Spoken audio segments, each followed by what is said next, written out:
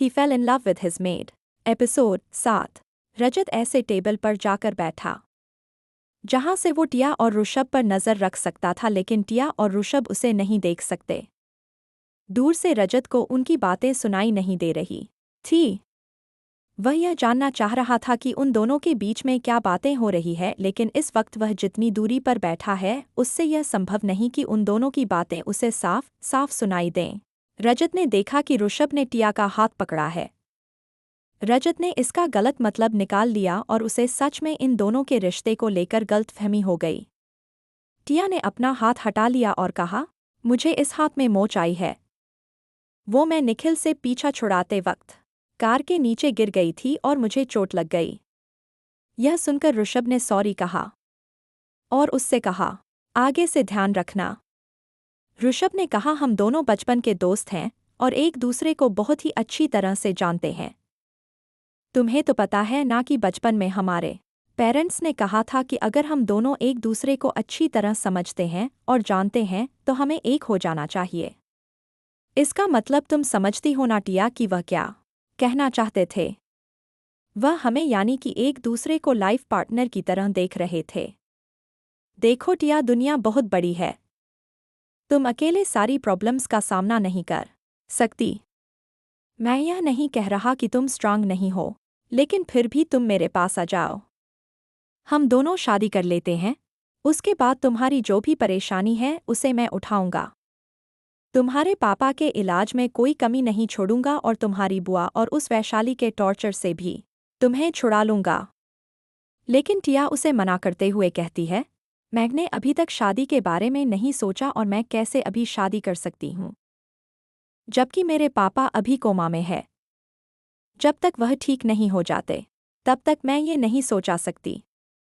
ऋषभ ने उसे एक बार फिर से सॉरी कहा और बात को आगे बढ़ाते हुए कहा, अगर तुम्हें मेरा प्रपोजल पसंद नहीं आया है तो यह मत समझना कि मैं गलत इंसान हूँ। मैंने बस वही कहा जो मेरे दिल में था, लेकिन मैं तुम पर कोई जोर जबरदस्ती नहीं करूँगा। ये तुम्हारी जिंदगी है।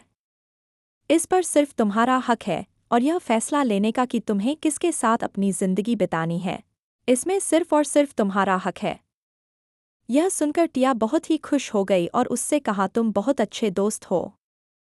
मैं भविष्य में तुम्हारे बारे में सोचूंगी। इधर रजत को उनकी बातें बिल्कुल भी समझ नहीं आ रही थी, लेकिन तभी उसके पास कॉल आया और उसने जैसे ही अपना फ़ोन उठाया वह बहुत ही गुस्से में बोला, क्या ऐसा हो गया? ठीक है, मैं अभी आता हूँ। और फिर वह अपनी कार लेकर वहाँ से निकल गया। वैसे तो रजत की बहुत सारी फैक्ट्रियाँ हैं जो कि उसके खुद के कंपनी के लिए काम करती है, लेकिन इस वक्त वह वुडन फैक्ट्री में गया क्योंकि वहाँ पर एक छोटा सा हादसा हो गया था। वहाँ उसने पहुंचकर देखा कि 2 वर्कर घायल हैं और उनके हाथों पैरों से बहुत ज्यादा खून बह रहा है। पूछने पर रजत को पता चला कि जो रजत का बिजनेस राइवल है धनुष सहवानी, उसने ही अपने गुंडों से इनके फैक्ट्री पर हमला करवाया था और उसी के चक्कर में यह दोनों बेचारे वर्कर घायल हो गए।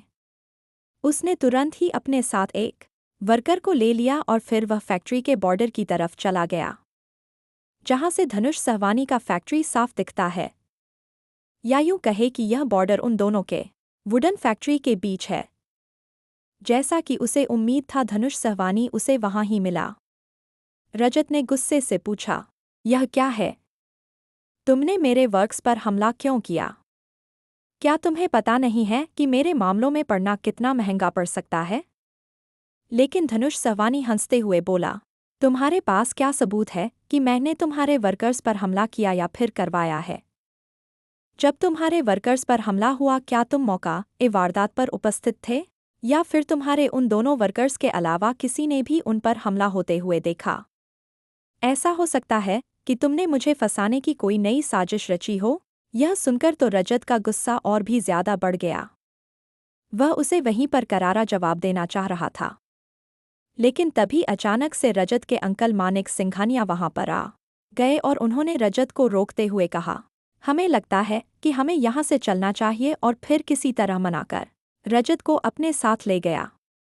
वह नहीं चाहते थे कि रजत धनुष सहवानी से फालतू की बात करें और अपना समय बर्बाद करें।